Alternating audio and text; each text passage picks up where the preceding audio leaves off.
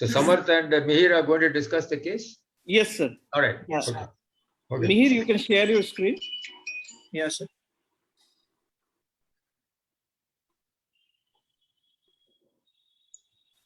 Yeah. Okay, sir. Yeah. Yes. Yes. Very good.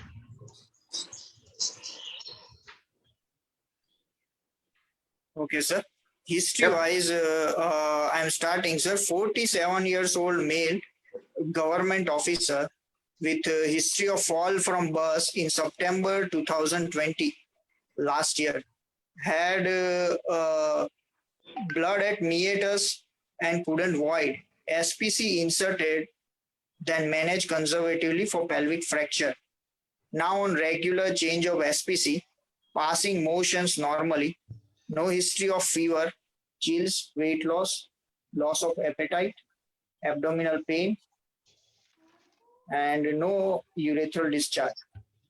Okay, Mihir, can I stop you there for a moment? Yes, sir. So this patient has fallen from a bus and Yes, he sir. noted blood at the meatus. Yes, sir. Supposing I say that he could void.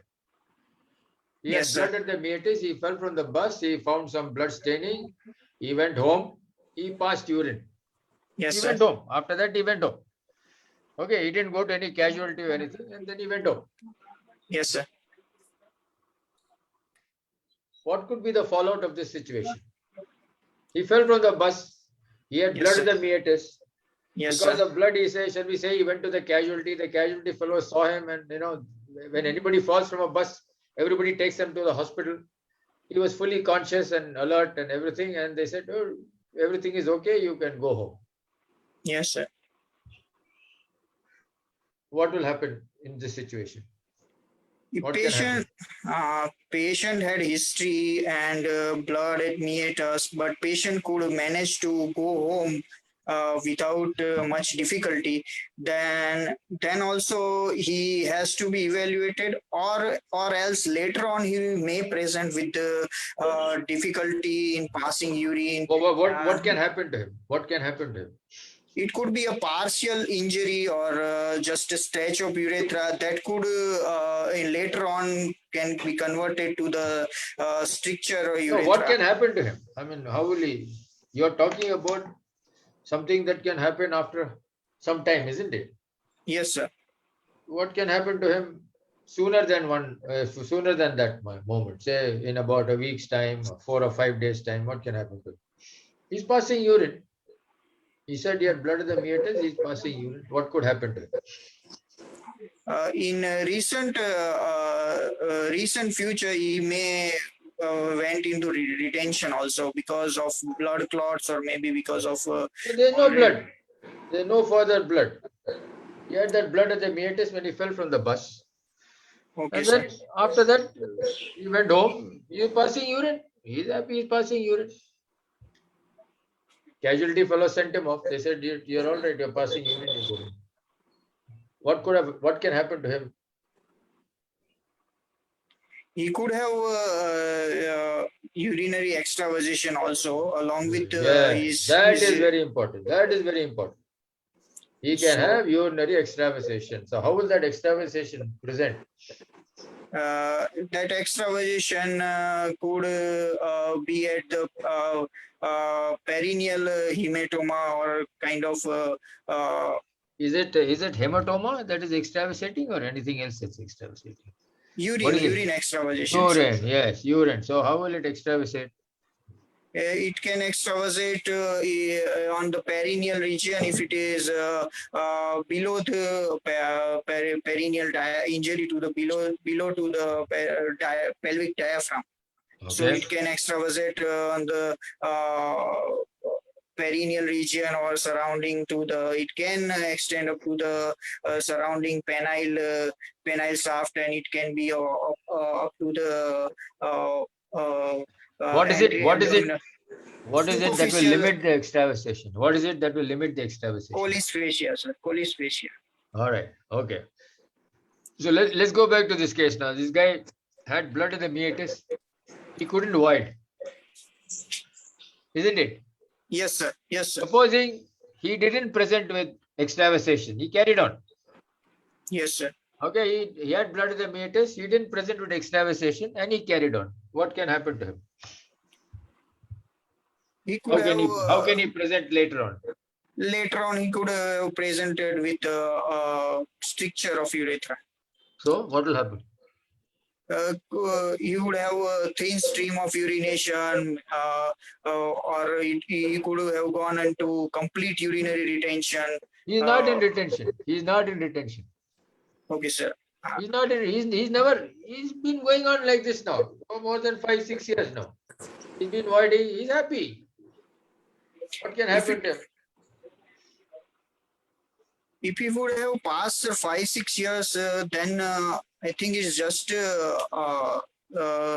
contusion or just stretching of urethra. He would be a normal, like won't be any further consequences. Okay, that is conceded. Yeah, could have had a stretch or something like that, and it was healed. But suppose he's not a stretch, what can happen to him? How can he finally present? At some point, he will present, isn't it? So how can he finally present? What are the features Infection, sir. Infection, right? Urinary tract infection, Urinary or because tract of some he goes, whenever he gets some urinary tract infection, he goes to the doctor. Doctor tests him, says some pustules are there, gives some antibiotics, he becomes all right. Then he goes on like this, carries on with his work. What else can happen to him? Can be diverticulation or some healed urinary fistula. There's no fistula there. He's passing urine. Where is the fistula? What can happen?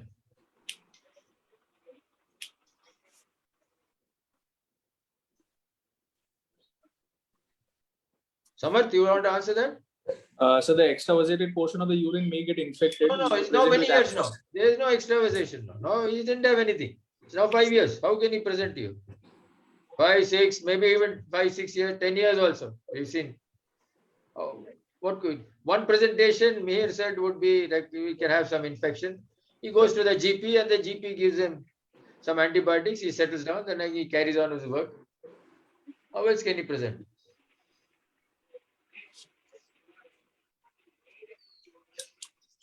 I'm basically trying to ask you what are the long-term sequelae of this sort of problem.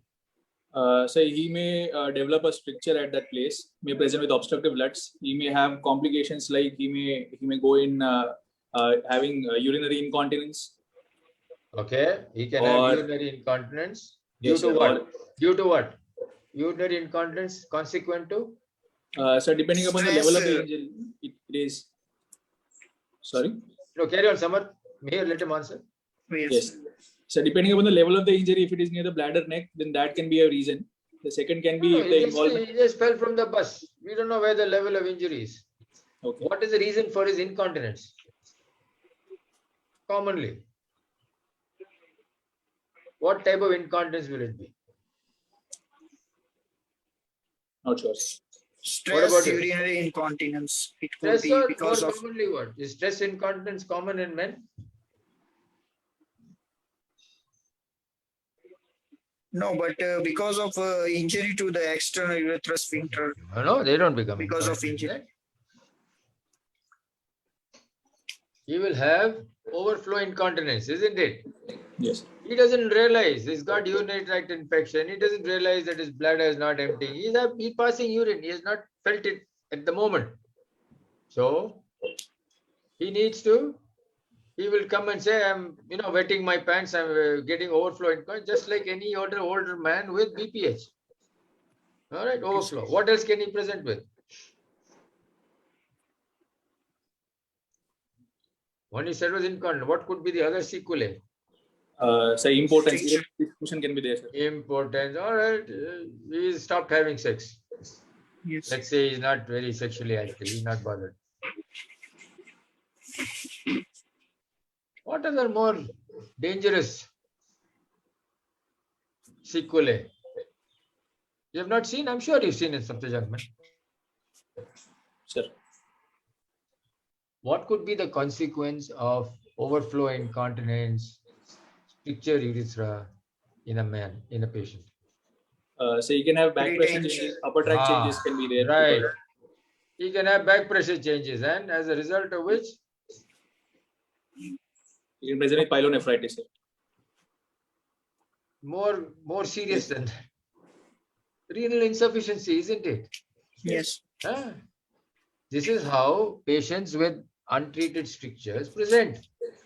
It's a long-term sequelae. Long-term, they go on and on. Haven't you seen? Sometimes these fracture pelvis patients have the injury. Nobody's bothered. They put something. Sometimes they put a catheter inside. They take it out. It doesn't go. They leave it. He heals. He has a small stricture. He doesn't realize. He goes on passing urine for many years, and then comes later on like this. Huh?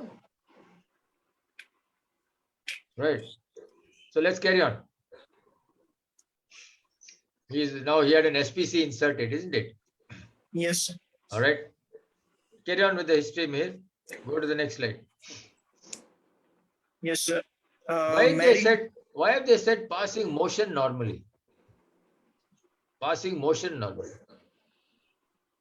Because sometimes urinary tract injury may be associated with rectal injury, and they may have Okay.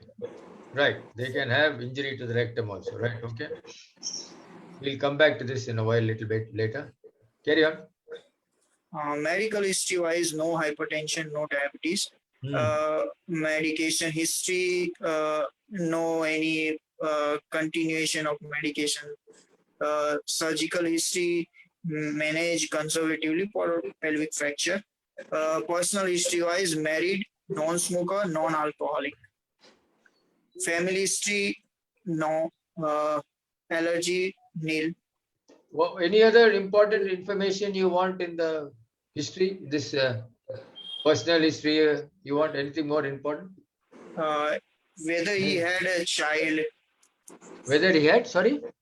children, like married with They have written no married. He's married. and children, sir. Whether he's having children, he has become father. So what has that got to do with this? He got married. He's 47 years old. He got married when he was 25. He's already got a child. He's never tried for a second child. Okay, sir. What other That would be fine. No, what other personal information you would like in this patient? So regarding the erectile After function, injury, Sorry, yes, Samar? so regarding the erectile function, we have to ask. Right, very Whether important. he had, yes. He may not want children, but he may still want to have sexual intercourse, isn't it? Yes. So you must Yes. ask him whether he is sexually active. Anything else in the sexual history you would like to say? He says, So whether he is able to feel the glands, or does he feel that it is cold or numb at the glands? or he's nocturnal not interested in tumescence, that. He's not interested in that. nocturnal He erections. won't feel that. What other history you would like to have as far as sex is concerned? Finally, he says, I'm getting erection. What other history you would like in that sexual history? Whether it is painful sexual activity while after injury, whether he notice any pain. No, he's not having any pain. You have to ask him specific question, he'll give you a specific answer. You ask him for pain, he says no pain. Okay, then the rigidity of erection, whether he notice any changes prior to trauma. Right. Okay. What is is he happy? Is his partner Yes. happy? All right. Is he achieving penetration? Anything else you want to ask? Whether he required medications for erections No, after he's never been to Okay. the hospital. He's not. He just had this. He had the SPC there, and then he's sent home. They said his pelvic fracture was managed conservatively. Any other history you want to ask in terms of his sexual activity? So maybe we can ask regarding emissions, if he is having. Correct. Yes. Why is it important to ask for history of ejaculation? So if it is present, that it may show that the urethra is in continuity in a part. And Where? Continuity where? He's got obviously SPC was put in, no? He Sir. couldn't pass. They said he couldn't pass urine. SPC was put in. He has a fracture of the pelvis. So most likely there is some urethral injury, Yes, sir. trauma. So what is that? How will the semen come out? Whether the urine coming from SPC showing white turbidity like semen ejaculation from the urinary bladder because of Yes, it's very important to look at this. Patients will tell you sometimes even if they are not having sex, because many of them have a little, little uncomfortable with an SPC sitting there to have sexual intercourse, but they can get nocturnal penile tumescence and they can ejaculate. And then they Yes. will tell you that when they ejaculate, the semen comes out through the SPC. And sometimes they may tell you that sometimes I feel the semen is coming through my rectum. Urine is not coming because SPC is there, he's not voiding, but semen may be coming through the rectum. This is very important to history. And there are some very astute, it's very, some of the patients, you have to ask them, they will be able to tell you this. That when they do have an erection, semen comes out. So there may be a small hole as a result of this accident, which you will miss. So it's very important to ask this history and try to find out. Indirectly, when you say that the patient has got ejaculation and semen is coming out or not coming out, it can also give you an idea as to the competence of the bladder neck. yes. You see, you normally when you have sexual intercourse, the bladder neck is closed so that there is antegrade ejaculation. Now, if there is an accident here, if there is an injury and there is a degree of deformity of the bladder neck, sometimes the seminal ejaculate may actually come through. It doesn't necessarily mean that urine will be, that he'll be incontinent after your surgery, but at least it gives you some idea to work on. That's all. But more importantly, some astute patients will tell you that I can feel something coming through the rectum. And then it becomes very important for you to assess whether there is actually a communication between that traumatized urethra and the rectum. It may be very small hole, but it can make a huge difference between a successful operation and something that can go south. Okay, carry on with the history. Examination wise, build is average. Performance status is good. Vitals normal. General examination wise, no pallor, icterus, edema, lymphadenopathy, or cyanosis, and back and spine examination was normal. Right. Next slide. For abdominal examination, soft, non-tender, no organomegaly, bladder not palpable, suprapubic catheter of 14 French pulleys. Right. External You genital. want to know anything more about this suprapubic catheter? So you want to know the exact location? Site of Sorry? the yes. So the Location exact of location. Sorry, Samarth, you said something? Yes, so we want to know the exact location of the Foley catheter. Yeah, what about the location? Whether it is in midline or not, whether it is around 2 to 3 finger breadths above the pubic symphysis or not, because that will help in the manipulation of the hay groove shaft during the surgery. Right. So it's very important to know whether this is a SPC which is hugging the symphysis pubis or whether it is a high SPC. If Yes. it is done usually by people who are in the casualty or an emergency, they try to put it as safe as possible and they'll put it right, sticking it against the symphysis pubis. And sometimes when they do an operation, say an exploratory laparotomy for associated injury, and they have to drain the bladder, they forget and put the catheter on the site so that they can close the wound and the catheter doesn't come out through the site. So these are important considerations. And as a urologist, you will be faced with this problem. So you may have to, in some situations, you may have to recite the SPC for your convenience. So that's very important to know that beforehand. Okay. What is the importance of DRE? So to rule out any fistulous communication. All right. Anything else? Blood into the finger. Okay. May All right. suggest Anything else? Anything else? Competency of the sphincter, anal sphincter. Okay. Anything else? Very, very important. They have given you some hints here in the slide. Prostate, if we could palpate, even if it is not palpable, it could be because of recent injury or as this patient presented later, it would suggest if we could palpate the prostate, then the pelvic hematoma, which would have been present before. That is all old. That's all reduced. immediate, no? Mihir, that is immediate. After the accident only, all this will happen. You cannot feel the prostate. What is it called? Eye riding prostate, pie in the Eye sky. riding prostate, Pie. pie in the sky, right? Now this all happened. Now it's already healed.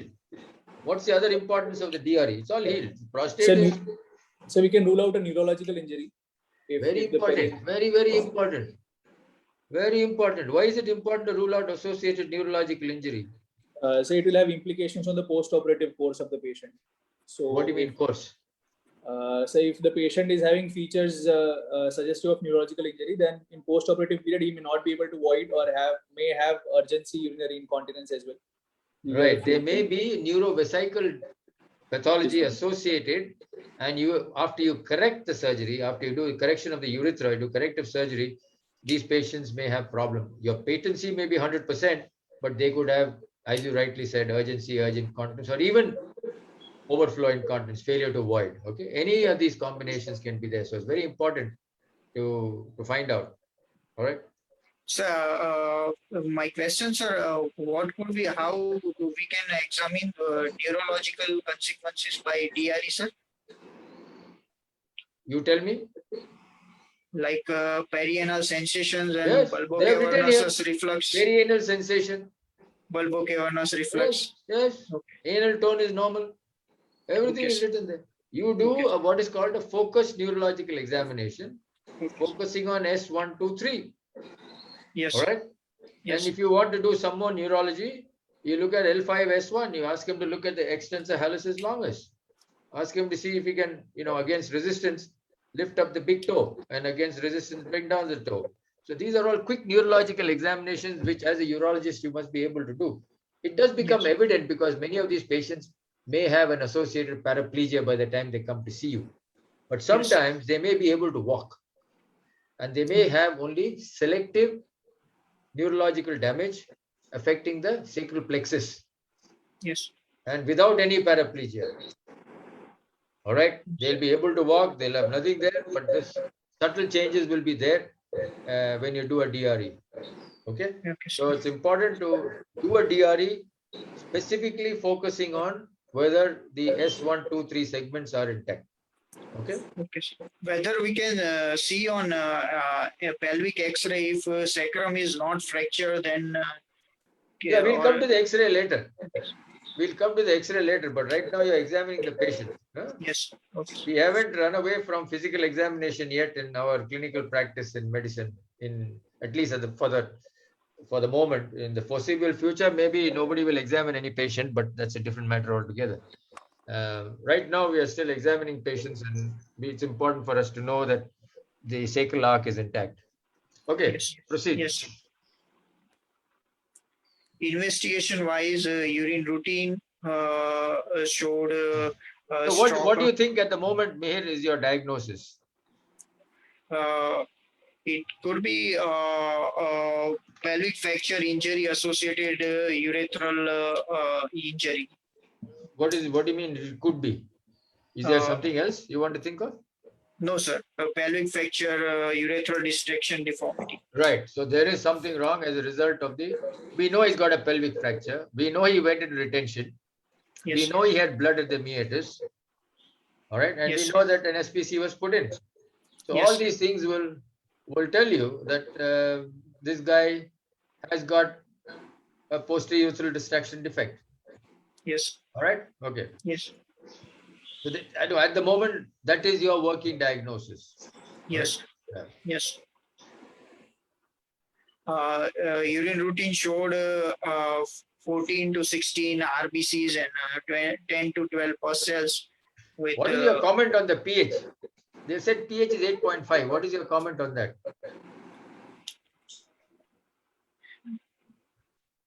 It would be alkaline urinary pH, but still it is with the catheter and sampling with the catheterization. I would say it is a normal urinary pH. This is normal 8.5? Normal urine pH? It is alkali, sir. It is What alkaline. is pH. your opinion, Samar? Yes, sir. Urinary pH. It is alkaline, sir. Severely So alkaline. is that okay? No, sir. So it could suggest an underlying infection. Yeah, the infection. So what can happen as a consequence of that if your pH is so high? So you can have He's on a catheter, infection. isn't it? Huh? He's on a catheter. Yes. Can he form stones? Yes, sir. Yeah. So look at each Infective investigation. stones. You have Yes. to keep in mind all this. Yes. So he's got 10 to 12 pus cells. He's got Pustules, 3 plus bacteria. bacteria. Yes. But he's got no problem. He's got no fever and all that. Isn't it? Yes. Okay. So how will you take a culture of a urine culture in a patient like this? If your boss says, hey, this fellow's got 3 plus bacteria, I want to know if there's any, what's the urine culture here? How will you do a urine culture on this patient? Sir, I would. Tell me the exact procedure you will adopt. I would, sir, ask to change the catheter as he is on a regular change of SPC catheter. So I would like to change his SPC catheter and collect the urine sample from the fresh catheterized sample. Very good. I'm glad that you guys know that. It's very important not to disconnect the bag or take it from the bag or something, and relegate this responsibility to some nursing staff who may not know. So it's very important. If at all you want to do a culture and make sense of it, change the catheter, do it like a sterile operation, Yes. change it, clean that area, and then put a new fresh catheter and then take a sample of urine for culture. Right.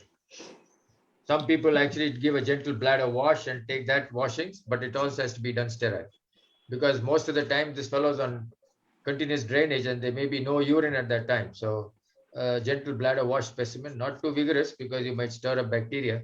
So just a gentle bladder wash and take that sample of urine for culture. Okay, carry on. What other investigation would you want to do here? Okay, they've shown you all the investigations. Show you, carry on. Yes, sir. Investigation wise, hemoglobin is 13.5, WBC is 10,000, platelets 3.14, ESR is 7, RBS is 135, urea and creatinine. Urea is 26 and creatinine is 1.04 milligram. Now, this patient has a hemoglobin of 13.5. We had a fracture pelvis. Is there any other information you want to ask? Whether He he had the accident. required a blood transfusion. Very good. Very important to know that, whether he had a blood transfusion at that time, isn't it? Very important. Yes. What is the importance of knowing that he had a blood transfusion? That could suggest the complexity of the pelvic fracture he may had before. Right. Okay. Carry on. Ultrasound suggestive of renal ultrasound pictures. The renal ultrasound showed good parenchymal thickness with corticomedullary differentiation. So what's the importance of doing an ultrasound? Here, let me interrupt you. What's the importance of doing an ultrasound in this patient? He's got a fractured pelvis. What is the ultrasound got to do with that? Kidney that too. Not in the current situation, as patient presented in the delayed phase to us right now, but immediately after trauma. Okay, immediately after trauma. Yeah, it does make importance because it could rule out any other solid organ injury or free fluid in the abdomen. Samarth, any other reason why you want to do an ultrasound? At this stage or primary? Later. Now it's about 3 months now or something after the accident. What's the need to do an ultrasound? One is we'd like to rule out that there is no hydroureteronephrosis because of some back pressure changes or obstruction maybe. And second is to rule out the presence of a vesical calculus. We are talking of kidney.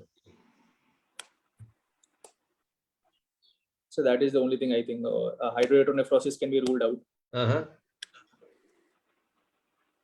Supposing you find that he's got only one kidney. He's never been to a hospital. Okay, sir. You may have one kidney. It's nice to know, no? I got only one kidney. Anything else? Suppose he got two kidneys. He's got two kidneys. What's the value of doing an ultrasound in a situation like that? I know most people do it as a routine, but I don't like this word routine because you then forget what you're looking for. So we can see if there is any concomitant renal stone disease or if one of the kidneys is damaged or. That is more important. Sir. You don't know whether somebody. So the size is very important. I keep telling residents, I keep telling everybody, you must look at the size when you are reporting or when you are actually describing an X-ray as far as kidneys are concerned. Not only is the location important, but the size is very paramount. Everybody just glosses over the size of a kidney, but size of kidney is the most reliable parameter that there is something wrong with it. Either it's congenitally hypoplastic or it is diseased. That's all. There are only two reasons why this kidney is small. Yes. Okay, so it's very important to know that because ultimately these patients can have problems in the post-op period. You won't know, you have problems with hypotension, you could have anything happening, and you would like to know whether this guy's kidneys will be supporting him. So it's important to know the size and whether a single kidney or not. And as you rightly said, whether there's any hydronephrosis concomitant on that, right? Okay. Yes. Carry on with the next slide. Next slide showing bladder echogenicity and balloon inflated into the bladder, urinary bladder.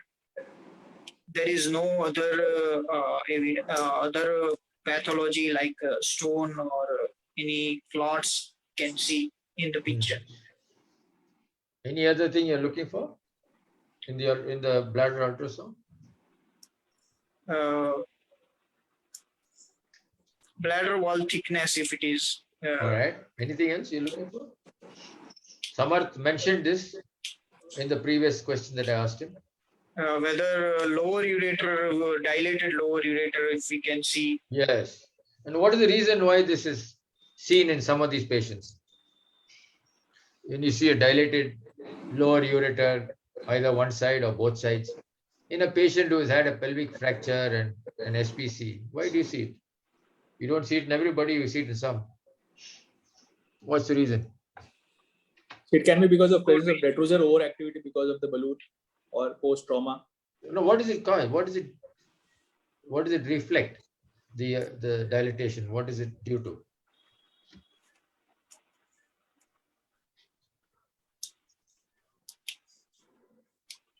Not sure. No? Neurogenic Reflux. Yes. All right. It's not an uncommon feature in patients who have an SPC. You do a cystogram, you find there's reflux there. Okay? And that reflux is due to chronic inflammation at the region of the edema. And as a result of that, the mechanics of the uretrovesical junction are distorted, they have reflux. And secondarily, as you said, they do have some degree of detrusor overactivity, and this can actually, with a closed outlet, sometimes cause problems with reflux in such a situation. So it's a reason. It doesn't have to be corrected, but it's nice to know that this patient has got reflux because these are situations which can lead to urinary infection and stuff like that, which you may go unrecognized. Okay. Now, what are you going to do now? What's it that you want? Samarth, what do you want now? So first of all, I'd like to ask regarding the erectile function, whether he had. No. Now we've come to all that. Okay. That's all past. What do you want now? So I'd like You're happy? study. You made a diagnosis? Yes, sir. You made a diagnosis? No, sir. I'd like to do a imaging study, sir. What imaging? A combined retrograde urethrogram and mixulating cystourethrogram, sir. Right. Okay. Show him that. Have you got the next slide? Yes, sir. So you will see whether I read. It's 30 cc. Leave this. We've discussed this. Go to the next. Go to the one that X-ray pelvis. All right. Right. Okay, Samarth. Yes, sir. Tell us about the X-ray pelvis. What do you Yes, sir. see here? This is the X-ray film showing the pelvis with both hips. It is showing the presence of right superior and inferior pubic rami fracture and left-sided inferior pubic rami fracture. I'm not sure about the left superior part.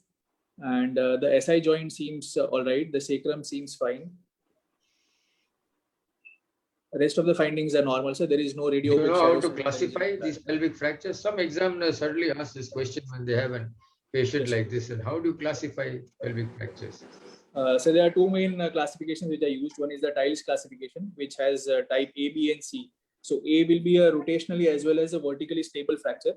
So in this sense, the pelvic ring as well as the posterior compartment is normal. It would most likely fit into. No, since supposingly so the contralateral superior pubic rami fracture is also there, it would fit into a rotationally unstable but a vertical stable, that is type B type. And type C would be those in which there is a pelvic ring as well as a posterior compartment defect. So in that the patients will have rotational as well as vertical instability. So is this classification used now? Is there a better classification now? So we also have a Young-Burgess classification.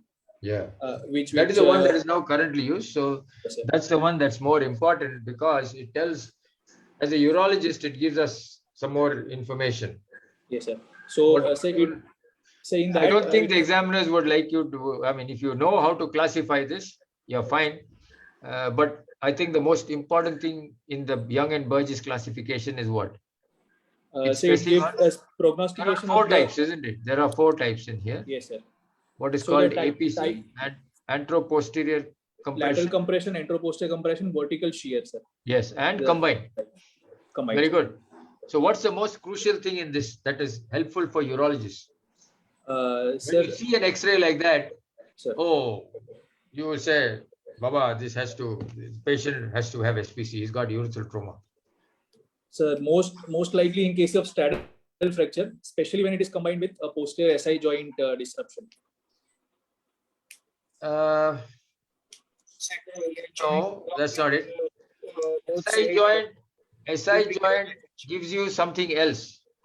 If the SI joint is involved or there is a lesion at that level, at the sacrum, it gives you a different connotation altogether. What is that, Mihir? You know, if the SI joint, etc., is involved in a lateral or an AP, if the SI joint is involved, there are 3 types, no? 1, 2, 3, each of them. It gives you an idea as to whether the sacral plexus is involved at all or not. And as a urologist, it's important to look at that. Or if you don't know, you ask the orthopedic guy, hey, listen, is this likely to have caused it? But you can make out by looking at the X-ray whether there is likely to be a sacral plexus involvement. And of course, your physical examination might give you that answer also. That's where the DRE and a good, simple, focused neurological examination comes into play. But more importantly, what are you looking at in a pelvis X-ray, which will indicate to you, well, there is a more than 90% chance that he has got a urethral injury. So you don't even attempt putting a catheter. Huh? Okay, very good. Which one? Right side or left side? Both sides, sir. Both sides, if it is there. Statistically more on the left side. Statistically more on the left. It's at the inferior pubic ramus. All right. Actually, they have said that it's actually at the lower third, middle and lower third junction of the inferior pubic ramus. Right. Anything else? One other important displacement of with sacral joint. Of fracture with dislocation, like vertical shear kind of. No. From the urology point of view, I'm asking. Sacral fractures. Pubic diastasis. All right. Yes. Pubic diastasis. That is what the Young and Burgess classification has looked at.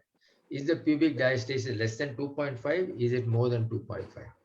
Because these are all things which will tell you as to the stability of that particular area. It will also tell you as to whether this guy is going to be incontinent at all or not.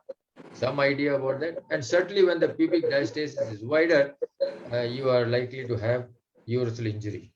Yes. So wide pubic symphysis, inferior pubic ramus on the left more than on the right. These are pointers to say that there is a high chance of urethral trauma in a patient who has had a pelvic fracture. All right. And that if the pelvis, the pubis is wide, especially in a female, if you got a very wide pelvis, then these women are likely to have stress incontinence because of weakness of the pelvic floor. So even after they will have stress, even after you correct them, they may have, or some of them may only have stress incontinence without any urethral trauma. If they got wide, you cannot predict that just because you got a pelvic fracture that you will have urethral injury. There are some women who have extensive pelvic fractures, wide pubic diastasis, and the only presentation is urinary incontinence, no urethral trauma. And that's because of weakness of the pelvic floor as a result of this pubic diastasis. Okay. Yes. Right. Show us the next slide. Sometimes in the exam, they will focus on this X-ray just to know whether you're okay. And these are the types of scenarios that will be raised. And you have to look at any concomitant injury. Some fellows will have fracture of the femur, and they may have a plating and a nailing there. All this is important. Why is it important to know whether he's got any concomitant injuries? Fracture, fracture femur. Some of these guys will have nailing and everything, internal fixation, etc. So the stability and the healing of those fractures will help to know whether the patient will be able to put into a lithotomy position or not. Sorry, in a what position? Say in a lithotomy position for Yes, surgery. yes, that's right. That's right. Yes. Okay. Sir, I had because as It's very important to know this because some of these patients may have distorted hip joints and your stirrups may have to be adjusted so that you don't actually cause them discomfort post-operatively. One thing is very important to remember, that whenever you put these patients who got these massive injuries of the pelvis, it is better to test the position and stability of these joints without any anesthesia. Some of them may have fixed hips and you can't raise it, and you must know this beforehand. Because if you didn't know this and you put the hike him up on the stirrups, you may cause more trauma, and post-operatively they can have severe pain. So you do all this before you actually proceed to the final surgical treatment under anesthesia. So in the outpatient itself, you make sure that he's got good stability of these joints, and make sure that when you finally take him up for surgery, that you got some clearance from the orthopedic guy saying that this guy is okay. Now, what's the advantage of external fixation? Sometimes they put external fixators. No, what's the advantage of that? can be put on emergency basis. Sorry? Sorry? Can What we- is the advantage of external fixation or these fixators that they put? It can give Why do they do that? reduce the space so that hematoma will compress the. Mihir, I think you need to adjust your mic. You're breaking. Yes, sir. Now, sir, it is clear, sir. Not very much, not as clear as Samarth's mic. Okay, sir. Okay, that's better. That's better, right? Okay, tell me now. It is to reduce the deformity so that hematoma may compress the further venous ooze and Right. So first, hemodynamic not reduce the deformity. It is basically to stabilize the pelvis so that the bleeding is settled. From the urology point of view, what's the advantage? From the urological point of view, what's the advantage of this fixators? External fixators mainly. If it is displaced, so displaced pelvic injury, then it will internalize and reduces the defect so that further long-term positioning and all will be. Can you give me a better answer, Samarth? External fixators, what's the advantage?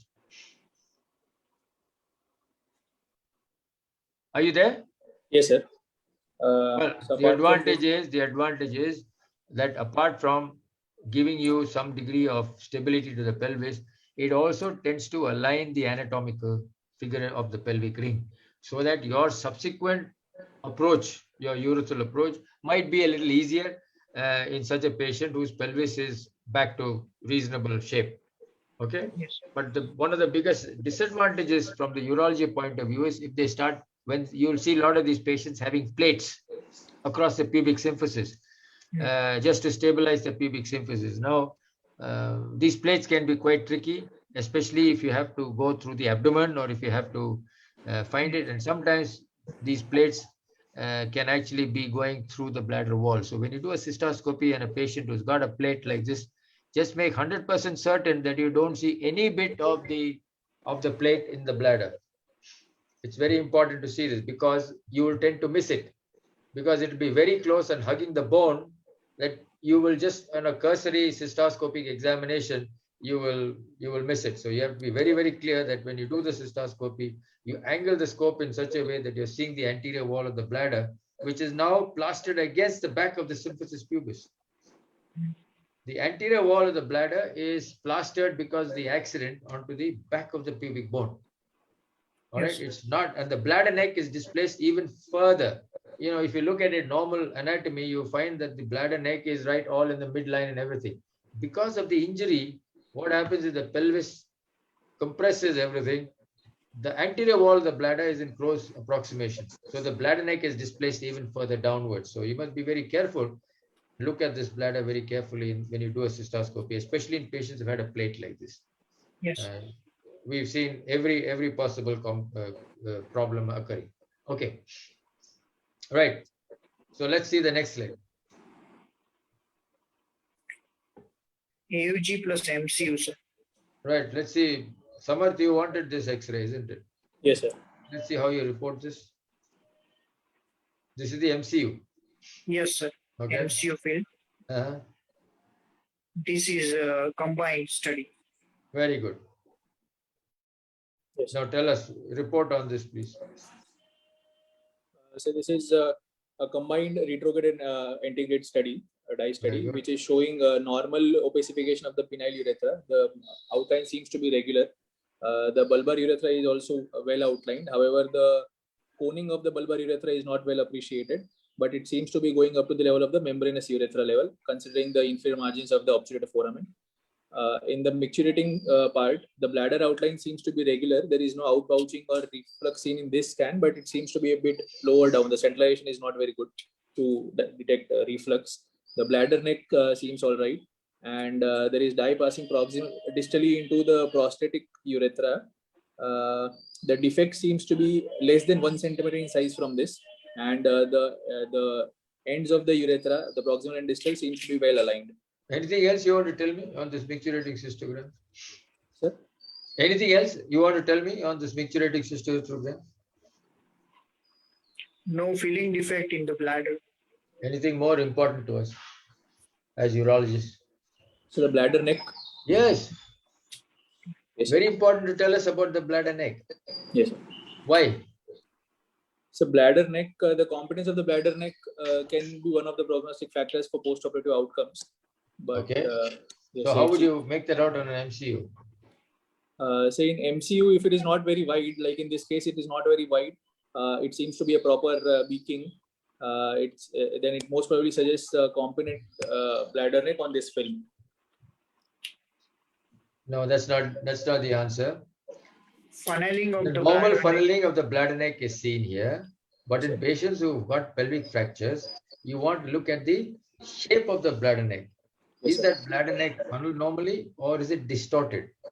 A triangular or a rectangular shape or a box-shaped bladder neck is likely to indicate that there will be that it may be incompetent. Doesn't necessarily mean it will be. It could be incompetent, and all that is decided upon only after the urethral defect is corrected. Yes.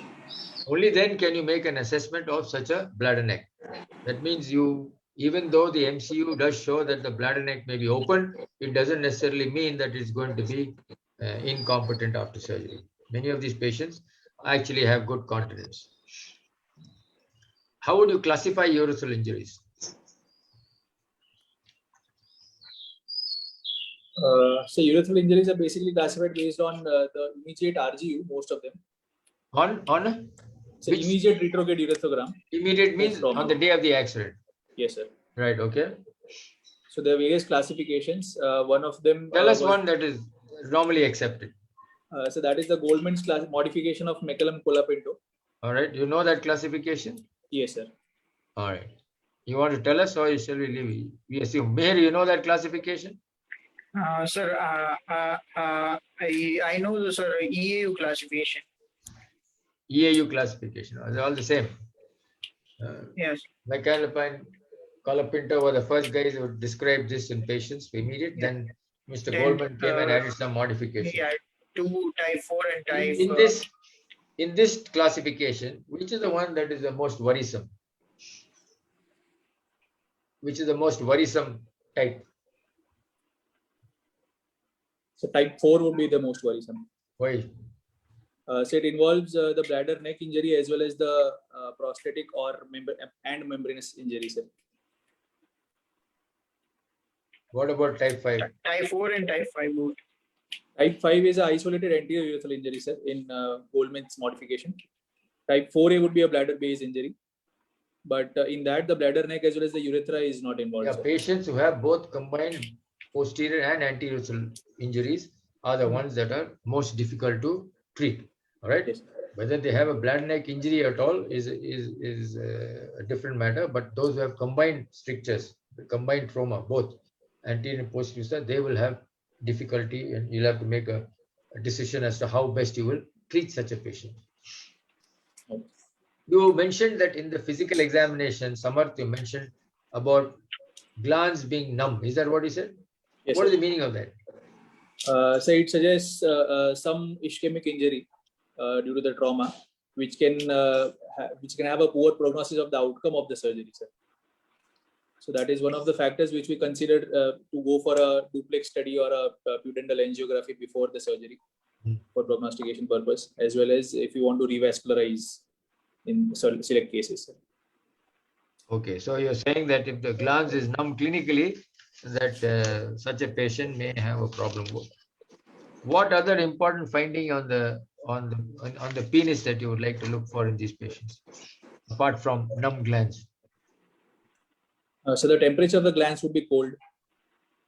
Okay, that's and deformity. Any apart from temperature, anything else? Sensation. Numb glands, as you said, sensation. Yes, okay. Sir. So this will indicate not only the fact that there may be problem with ischemia, but also erectile function, both. Okay. Yes, sir. So the physical examination does require you to make some assessment of both these components, which are going to be important to you. So what's the treatment of choice for this patient? So perineal urethroplasty would be the treatment of choice in this. The gap seems to be very small, and the two ends of the urethra are well aligned. So we might not need ancillary steps in this case, probably. And we might be able to. It would be advisable in the exam not to say much more than what is required. Just say that this patient, I'm planning to do an anastomotic urethroplasty. All right. Why do you want to do that? Because there are other treatments available, isn't it? There are other treatments available. Why do you want to do an anastomotic urethroplasty? Patient presented delayed, and the gap seems smaller, less than 2 centimeter size. So wide spatulated end-to-end anastomosis would give better results for this patient. The answer is very simple to such a question. If the examiner asks you, you want to get the best outcome.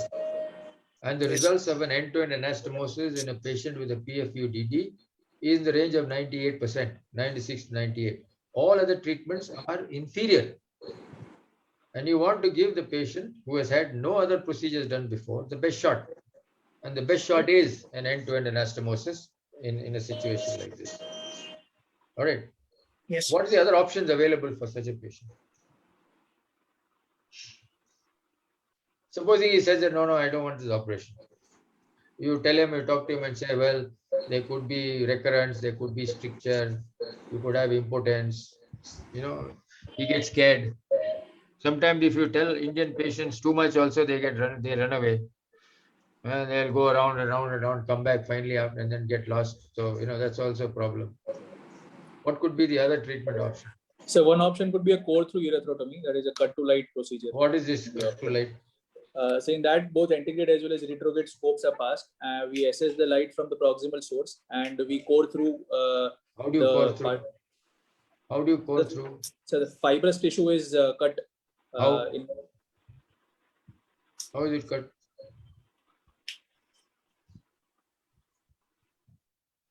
What instrument they use?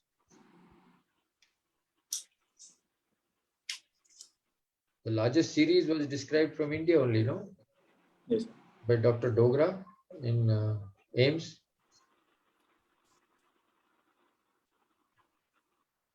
Read his article in the Journal of Urology. It was published. Yes, sir.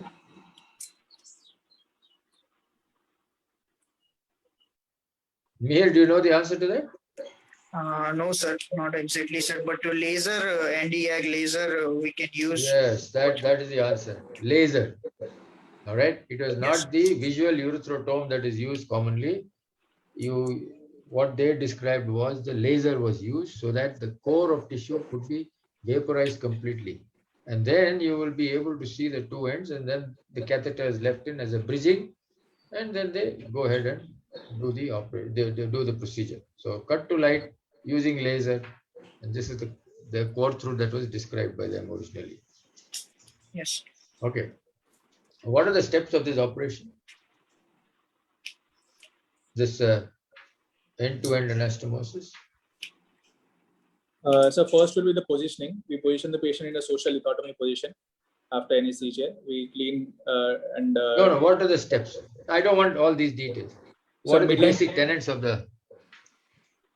Perineal incision with mobilization of the proximal and distal urethra. What is the so-called algorithm, which is now popularly called Webster's algorithm, although it was described earlier by another group of surgeons, but we now call it as Webster's algorithm. What are the steps? So that the first step would be a bulbar urethral mobilization. Yes. Yeah. It's a complete bulbar mobilization. Yes, sir. Complete bulbar mobilization. Yes, sir. Anything else? Second would why be do you want to completely mobilize the bulbar urethra? So to take advantage of the elasticity of the bulbar urethra in bridging. Very good. That's the most important thing. And in which group of patients is it difficult to get that elasticity? Children, sir. Sorry? Children, sir. Very good. Anybody else? So not in this case, but in distal bulbar strictures it would be difficult, sir. Redo cases, sir. Redo cases. Very good. Very good. Redo cases. Because they've already had some scarring, it's very difficult. You would have lost some bulbar urethra. So the first time is complete bulbar mobilization. Right. Next. What's the next step? So second would be an intercrural separation, in which right. the triangular ligament between the two corpora bodies is incised. All right. Third step would be inferior pubectomy. Okay. Fourth step is a supracrural rerouting of the urethra. Right. So these are the steps that are included in a patient who has a urethral injury and where you want to do an end-to-end anastomosis. Yes. Okay. How will you follow up such a patient? So I'd like to keep two tubes, one which is a periurethral tube and a suprapubic catheter in post-operative course. Okay. And after normal post-operative course, if he's discharged, I'll call him up at 3 weeks. I'll do a pericatheter RGU. If it is normal, there is no irregularity, no extravasation, I'll remove the periurethral catheter and clamp the suprapubic tube and ask the patient to void. At that time, I'll also obtain a baseline uroflowmetry of the patient. After 1 week, we'll call the patient if he's voiding well. If his flow is good, if the post-void urine is less, then we can remove the suprapubic catheter and keep him on follow-up. We'll do a 3-month study either in form of imaging or flexible cystoscopy. Flexible endoscopy can be used, and along with a uroflowmetry and a PVR.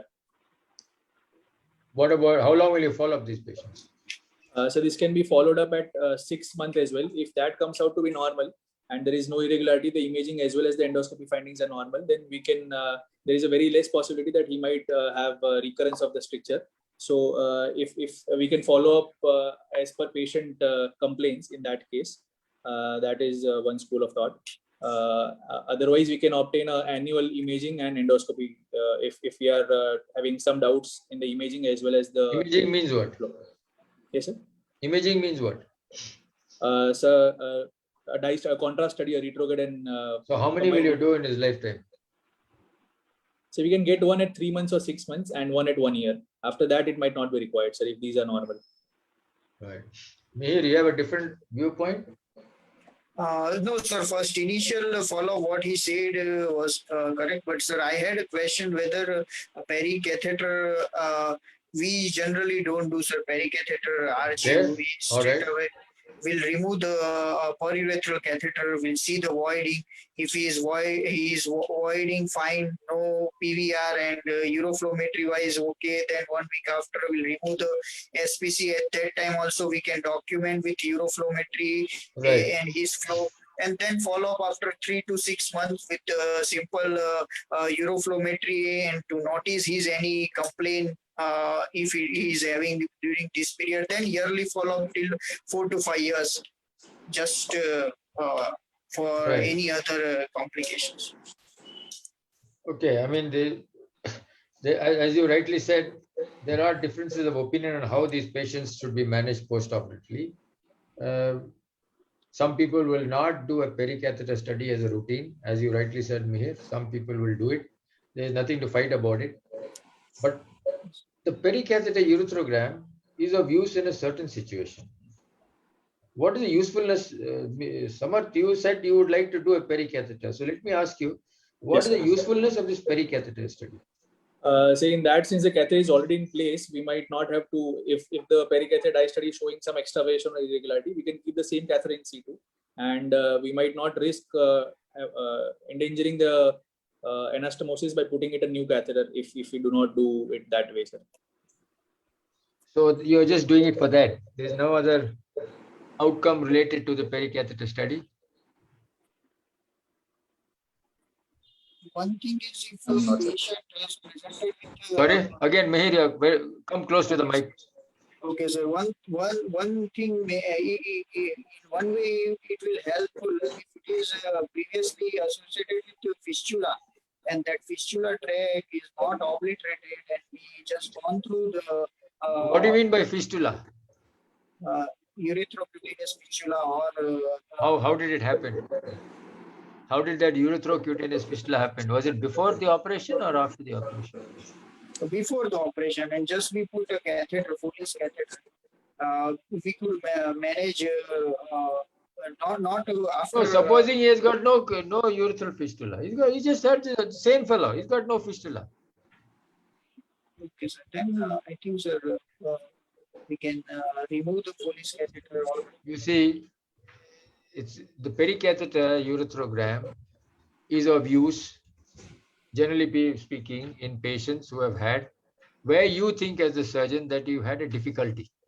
Yes. Because you're the fellow who's done the operation. So you have redo cases where there's extensive mobilization. You are worried about ischemia. So you want to know this. Generally speaking, some people will, as I said, Mir doesn't want to do pericatheter in his unit, fine. You do it, fine. Most people, what they do the pericatheter study, look for this extravasation. There are two varieties. One is there's a simple extravasation. The other is there's a fistulization. Remember, there is a wound there. You have made an incision. If there is healing which is poor quality, if there is ischemia, then invariably there's a fistula. And why is that happening? Because of infection. So if there is a tracking of that contrast down into the perineum as a fistula, then that's not a good sign. Yes. That's not a good sign at all. And that would indicate that this anastomosis is going to shrivel up after some time. Yes, sir. All right. That means that infection was a significant component. And how does infection come in? Only because there is ischemia. Ischemic tissues get infected more readily. And we've got urine there, so it's bacteria there. Everything is an ideal medium. So simple extravasation may not actually cause too much of harm. Therefore, many people, what they do, they take out the catheter, and as Mir said, they void. And if the flow is good, everything is all right, clinically is all right, remove it. Some people will take out the urethral catheter, fill through the suprapubic and do a voiding study just to make sure that that's okay. One of the problems with the pericatheter ureterogram is, remember, that the space between the catheter and the urethra is not much. Yes, sir. And the bladder neck is being occluded by the Foley balloon temporarily. It may be high riding, but it's sitting on the bladder neck. It automatically sits on the bladder neck, the Foley balloon. So while you are actually injecting this contrast, you may actually inject it with a force and then extravasate. So this could be one of the problems with the pericatheter study. So it must be done gently. Yes. All right. And then the moment you see this, if you inject with great force, you will disrupt any suture line. Okay. And that's the reason why many people do a widening study, so that they know, okay, when that's a normal act. Micturition is always from the bladder outwards. It's never the other way. So all studies and everything must be measured by that parameter of widening. So they do a widening study and make sure the urethra is outlined, and then if it's okay. But what actually determines the success or failure is the presence or absence of infection. Yes. And infection is the single most important criteria. Smoking is also another risk factor for patients who have had who undergo urethroplasty, and certainly obesity. Obesity causes, ischemic tissues. So all these are poor factors in patients who have a urethroplasty and you want to make a success out of the operation. So these are all factors which would say that, well, the outcome may not be so good. But usually, in a patient who's already never had a surgery and you've got a case like this, the outcome should be in the range of 96%, as I said. So, but we have to remember these factors. When you do a pericatheter study, this is what you're looking for. These are the things that I'm looking at in the patient like this. Yes, you're right, Samarth, about the follow-up. It's all very variable.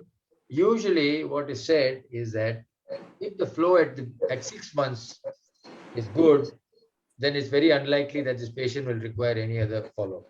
Patients will come for other problems like sexual dysfunction, etc. But as far as the urethra is concerned, they may not. Yes. There is one group of patients who could have trouble. Who are those? They may not have trouble with voiding, but they may have trouble with the measured flow rate. They're not troubled, but you are troubled. Because when you did the operation, you did the flow rate was 25.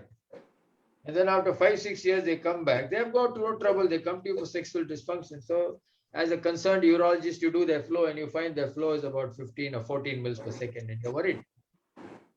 But they have no trouble. Any reason for this? Ischemic injury to the bulbar urethra, as it is most Well, likely. there are two factors. Ischemia certainly is there, but it is not a global ischemia that will shrivel up. In most of these patients, if you look back at their history or they look back at the operative details, you would find that the perineal approach has been very much more extensive. That means you have done a big pubectomy, you've done a lot of mobilization. All these patients have had a redo case. So there's a lot of dead space which has to fill in there.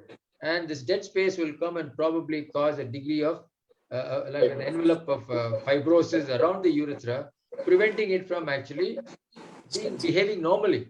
The urethra is a live structure. It becomes very live when the patient is voiding.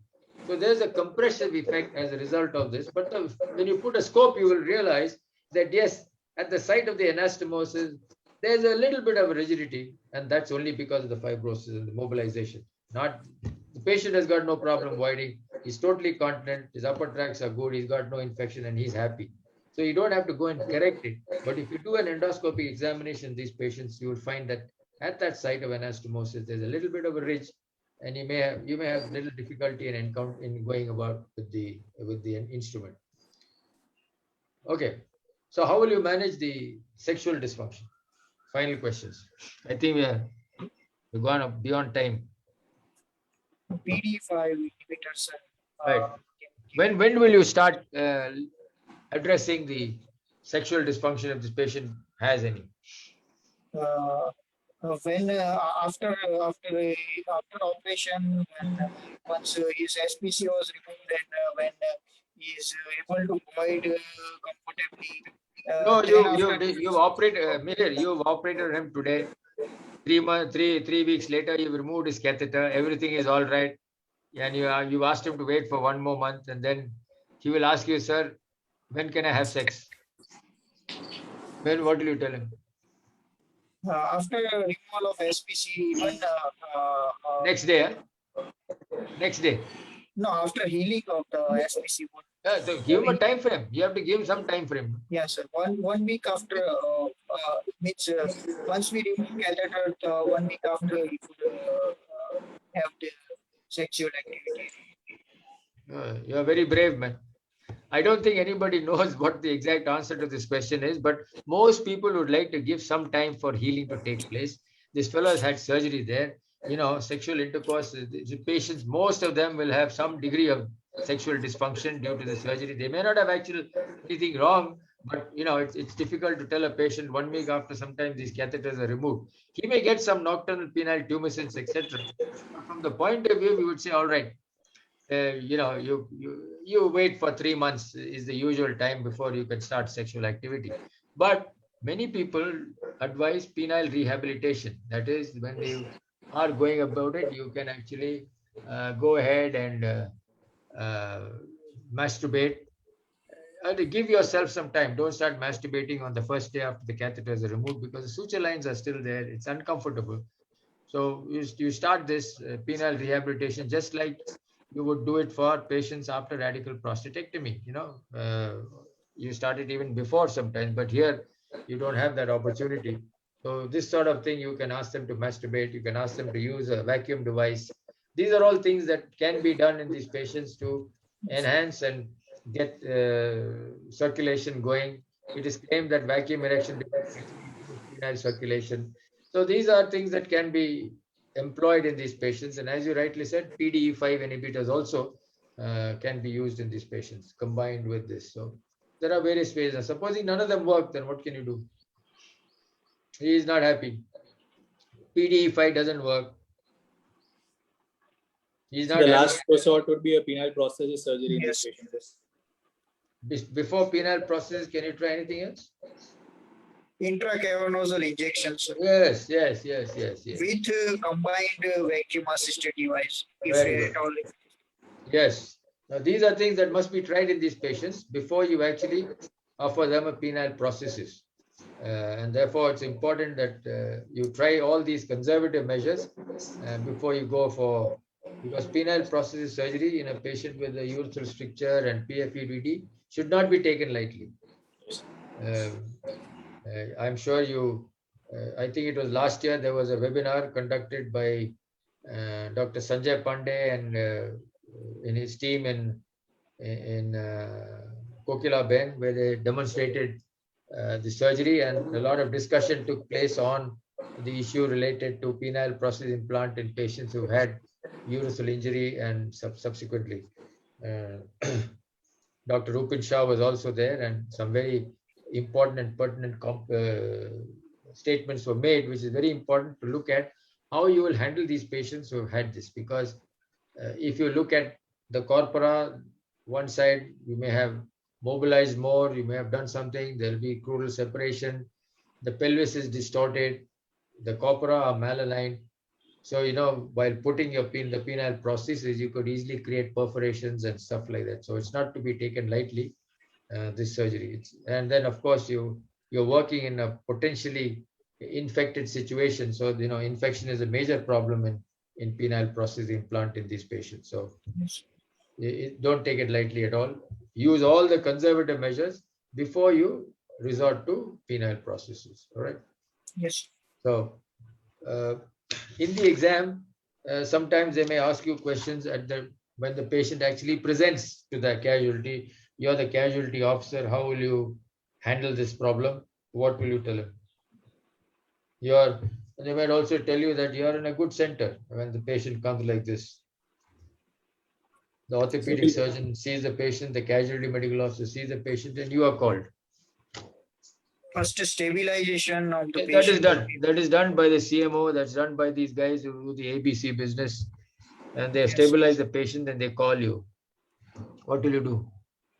The patient had a difficulty in passing urine, and he's No, on. you're in a good center. Patient is stabilized. What will you do?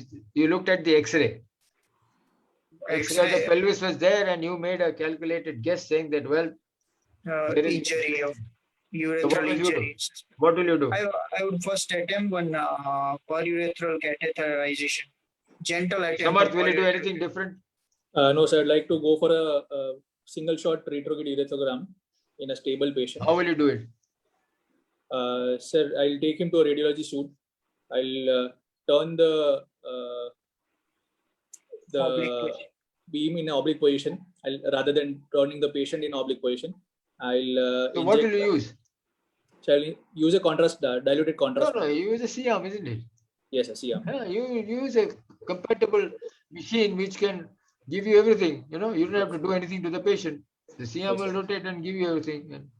And, what sort of contrast will you use? So I'll use a urographin, that is a sodium diatrizoate 76%, 1:2 dilution, sir. Is that what is used?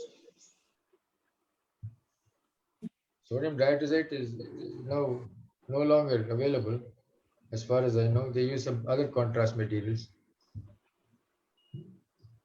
Basically, you want to use a water-soluble contrast because you're likely to have extravasation. You don't know, so you want to use a water-soluble contrast, which will not have any problem in getting into the.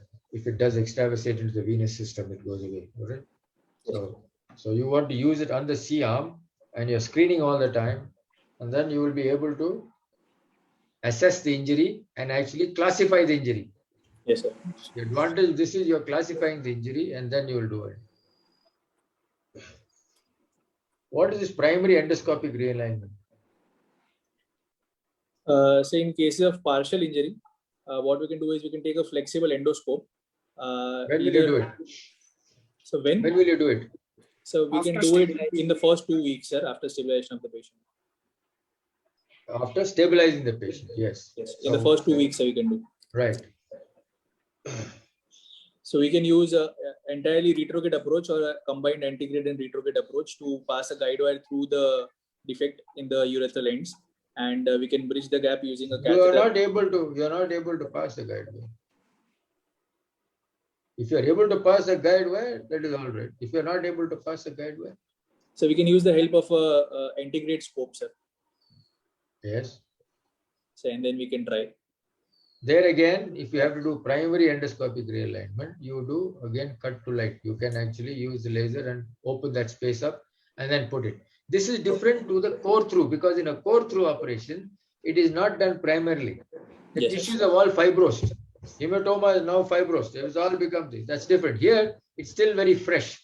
So tissues are still very soft and you may be able to get through. And that is why sometimes, as you rightly said, a guide wire may pass through.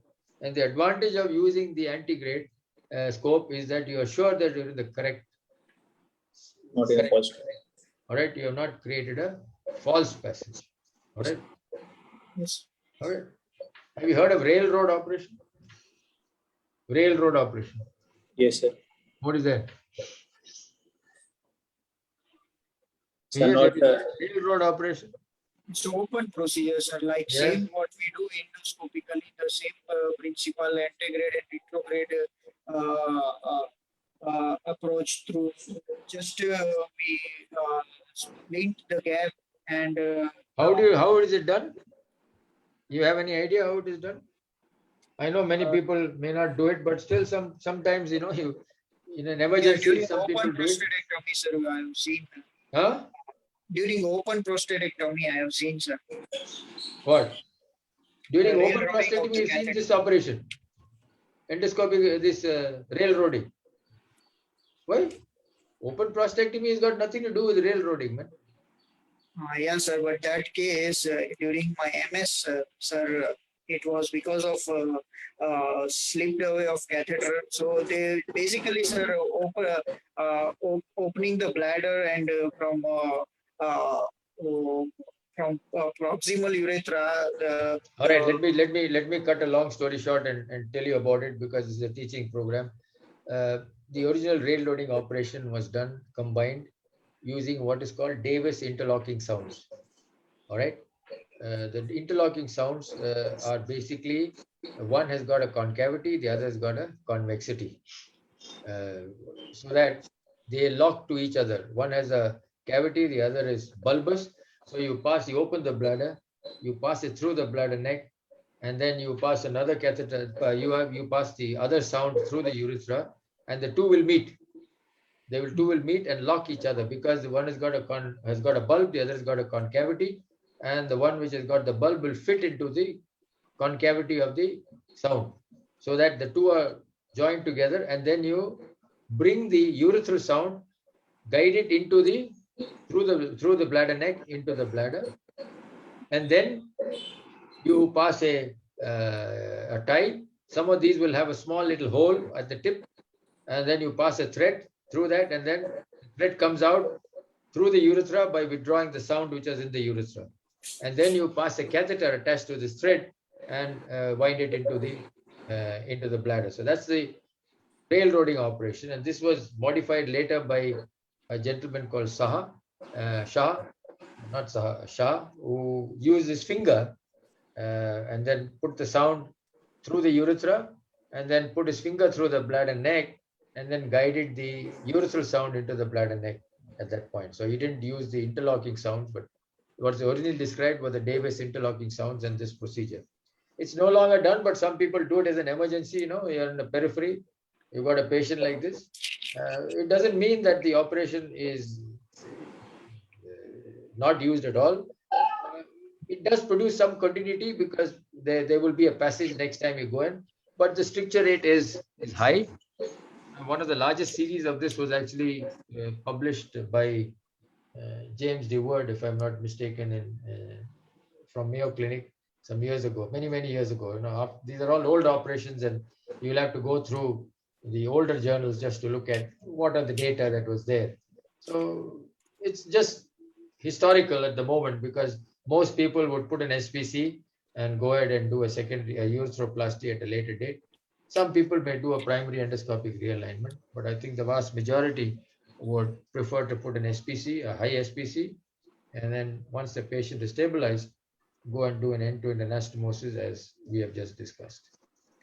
So, if there are any questions, both of you all just ask me, or if there are anything in the chat box, I don't know. We'll ask Nitish whether there are any specific questions. So, Nitish, any questions on the chat box? Yes, sir. Should one attempt catheterization in emergency in a Yeah, patient sure. with, I think so. I think so. The thing is that the idea of looking at the X-ray is that there's a high chance of urethral damage. We discussed this wide symphysis pubis, inferior ramus, and when you look at that X-ray, you say, okay, forget it, man, no point. But if you didn't have access to it, there's no harm in putting a gentle catheter and seeing whether it goes. The biggest problem is that if you're not experienced enough and you put this catheter, it'll go inside. It'll go inside somewhere, and you think it's in the bladder. It'll drain some fluid, because it'll drain some extravasated fluid, some urine, etc. And you think that it's all right. You inflate the balloon, and then you go away, and then later on there's nothing happening. This bulb and this Foley catheter is in the perivesical space in the bladder. So that is the danger of a catheter like this. If you really want to be 100% certain, you make sure that urine is draining, and it should be clear urine, because there is no concomitant bladder injury. If you find that on catheterization or even SPC that there is blood inside the bladder, then you have to suspect that there could be concomitant bladder injury also, maybe an extravesical tear, maybe intravesical. That becomes evident. So you need to be sure that the catheter is in the right place. Some people would actually put a bit of contrast at the end and see, yes, you're in the bladder and nowhere else. So there's no harm in putting a catheter, but it has to be, you have to make sure it's the right place. so what are the ways when we are not able to identify proximal end of the urethra during anastomosis? Right. This can be tricky sometimes, especially in patients who have got displacement. And we must remember that the displacement of the posterior urethra is towards the rectum. It is not above. It is towards the rectum in an S bend. If you look at the articles by Tony Mundy, etc., they describe this S bend of the urethra, and it faces downwards toward the rectum. So that's why it can become a little dangerous when you're trying to identify the posterior urethra. So how do you identify it? One is by putting a hay groove sound. Now, most of the time, this is done blind. And it is possible that if you don't have the experience of the feel of getting into the bladder neck, that you may actually create a new bladder neck. You may force this catheter through the bladder posterior wall somewhere, and then it will come inside, and then you think that that's where the incision has to be made. But actually, you have missed the urethra. You missed the posterior, you've created a new passage, and then you will find that you've got a double urethra, and then you will find that the stricture happens. So this is one of the dangers of doing that if you're not very certain. Now, the way to avoid this situation is whatever passage you get posterior urethra, even if it is right, look at it endoscopically. Put the scope inside that urethra and make sure that you see the verumontanum. The verumontanum is the most constant landmark in these patients. It is rarely ever destroyed. You will find it there. If you are in the right place and you can't see the verumontanum and you can't see the bladder neck, that means there's a damage to the bladder neck, which you would have seen at the time of doing a suprapubic cystoscopy. So you see, the bladder neck is a very constant feature, and that gives you encouragement. Yes, you're in the right place. So even when you do it blind, now if you can't get it this way, then you pass a scope. You pass a scope, a rigid scope down. Don't put a flexible scope, because you'll be cutting on the flexible scope and you will damage it. Put a rigid scope, and once you put a rigid scope, you'll see the light. You cut on the light. You cut on the light, and then you'll find this gush of fluid coming out. You've got the scope. Usually there will be a channel through which you can pass a guide wire. You pass a guide wire, let it come out in the perineum, and then you go backwards, retrograde into the urethra again from the perineal side, and make sure that what you have done is actually in the correct place. Again, checking for the verumontanum. The other thing is to use the Hosseini technique, where you pass a needle blind inside through this fibrotic mess. You pass a needle from the perineum, and you look at it from the bladder neck and see whether you are in the right space. And then through this, once you're in the right space, through this needle, you pass a guide wire and open that space up. So there are various ways by which you can identify the posterior urethra. But the most important thing is, whatever you do, make sure you're in the right place. Make sure 100% that you are in the right place. Otherwise, you could be in serious trouble.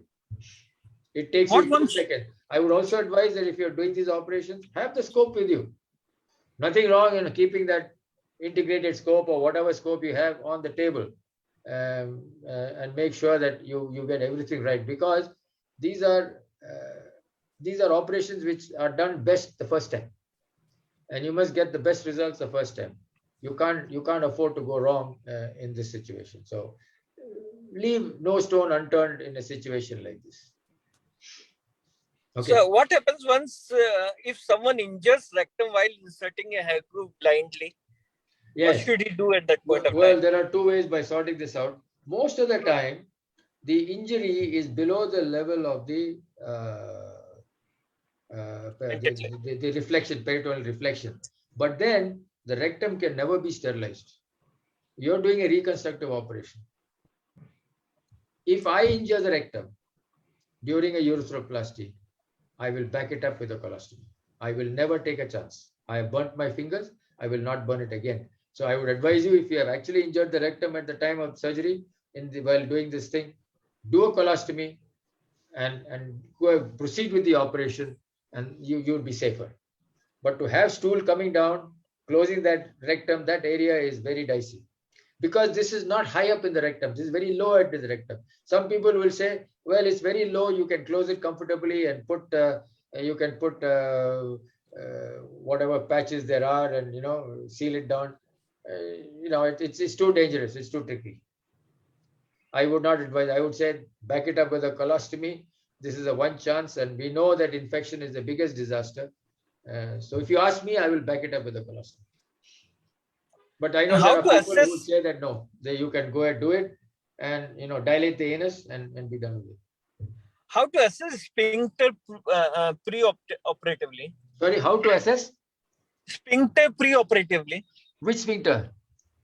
External sphincter, in case of whether it is competent or not. Can we assess that? External sphincter you can't assess. Forget it. You're more worried about because in most of these patients, wherever the injury is, it's at the bulbomembranous or at that level between the 2 layers of the perineal membrane, you will find that the external sphincter is also involved. But Tony Mundy's latest studies do indicate that the external sphincter is actually quite competent. But you're not worried about that. If it is there, good, it is there. It will give you continence. If it is not, what you're worried about is the internal sphincter, the bladder neck. Is that going to be incompetent? That's what we discussed as to looking at the shape of the bladder neck endoscopically, the shape of the bladder neck on the MCU. These are things which will indicate. If on a cystogram film you find that the bladder neck is open, it may be incompetent, but you first do the correction. You correct the urethra, make sure the urethra is all right. If the bladder neck is incompetent, you would have made that out preoperatively, and you warn the patient that you may have stress incontinence, and later on after surgery, you may need something else to tighten the bladder neck. So first correct the urethral defect and then proceed. And in the interim period, you can give exercises to these patients because the vast majority of them actually improve. Once the widening improves, these patients actually do better. They may have a few drops of urine in 24 hours. It's a question of how many pads they actually wet. Some patients are actually miserably wet, so you have to do some corrective surgery for them. Fine, sir. I think Okay, with right. that we'll end today's Okay, class. thank you. Yeah. Thank you very much. Stay safe, guys. Thanks a lot, sir. Thanks for another Thank you, guys. extensive and a wonderful class. All Thank the you, best, Mihir. Thank you. Samarth and Mihir. All the best to you guys. Thank you. Thank you so much. Thank Sir. you. Thank you. Thanks a you. lot. Bye-bye. Thank you. Bye.